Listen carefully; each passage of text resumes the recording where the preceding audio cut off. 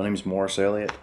I've been in law enforcement for 26 years. I started at a sheriff's department in 1997 and moved to a municipality in 2003 and been there ever since. I got into law enforcement in 1997 as a part-time reserve deputy and did that for about a year. And at the sheriff's department that I was at, I worked up through patrol, then I was a canine officer for 3 years, and when I left there I was a detective and went to the municipality that I'm at now, the city. And since I've been there, I did street level drug interdiction. I did several years as a narcotics officer and a task force officer with the federal agency. I've worked admin positions. I did that for 6 years, 9 months, and now I'm a training coordinator. So I do the majority of our firearms instruction, most all of our firearms training and everything I handle now. 1997, when I got hired as a deputy, I was given a vest that was probably out of date by a year or two and wore out and didn't fit. And being a part-time reserve officer, you got a hand-me-down, and that's what you had. And it was one of the most uncomfortable experiences that I can remember. There was a point when I was a canine officer where I did not wear my body armor. It was hot, and running a dog, being behind a dog here in the South in July, even at 3 o'clock in the morning, is horrible, and it's very uncomfortable. I cannot recall the exact location of who it was or officer, but there was an officer that was shot and had on his body armor. It hit our mainstream, our guys talking at work and so on and so forth, because back then we didn't have Facebook, you didn't have internet. It was being talked about. And I remember that being the instant where I thought, I'm behind this dog. I'm in the woods. I am chasing someone who is bad. If I'm chasing you with the dog, it's bad. And there's a chance you have a gun. Why am I not wearing my body armor? It's a mentality. You get into law enforcement, you think you're bulletproof to begin with. You're young, you don't really think about it. It's several years into it before you realize that you are not bulletproof. And you come into this thinking that you are. And then you move. It's a lot more physical than what people think. And wearing body armor, especially in the younger days, was very uncomfortable versus it being comfortable now. And people get lazy. They don't want to wear it. It's uncomfortable, and they don't think that it's going to happen.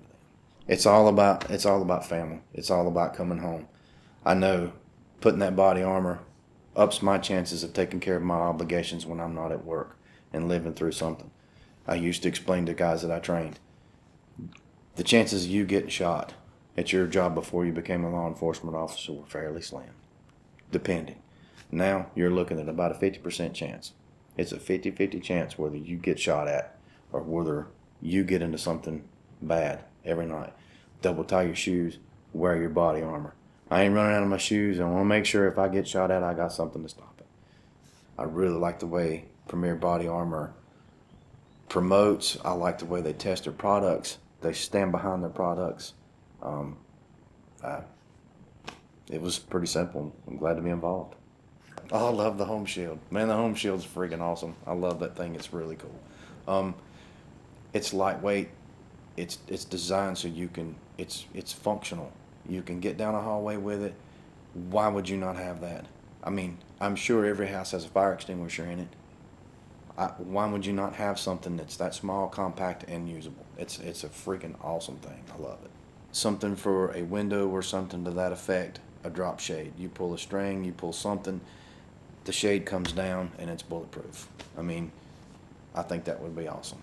Oh, a fish, man. I love to fish.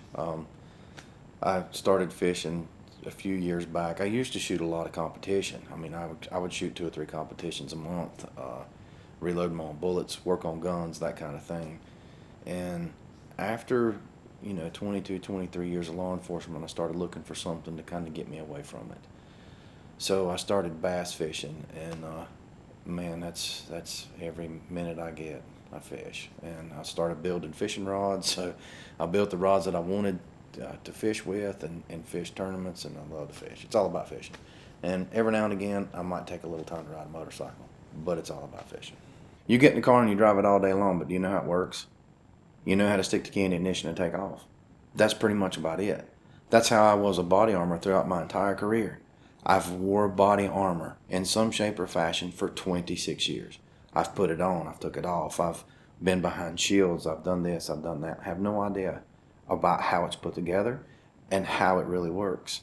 And when I was invited to come in with Premier Body Armor, the thing that really excited me was like, oh man, I'm going to actually get to see how this stuff is made, how it actually works, the ins and outs of why one works better than the other, how it's put together. That's what actually excites me, because I want to learn how it works. I know how a car works. I worked on cars for years, and most people don't understand. And it's a really good thing to understand how it works. And I've been doing it for 26 years, and now I get an opportunity to really understand how and why it works.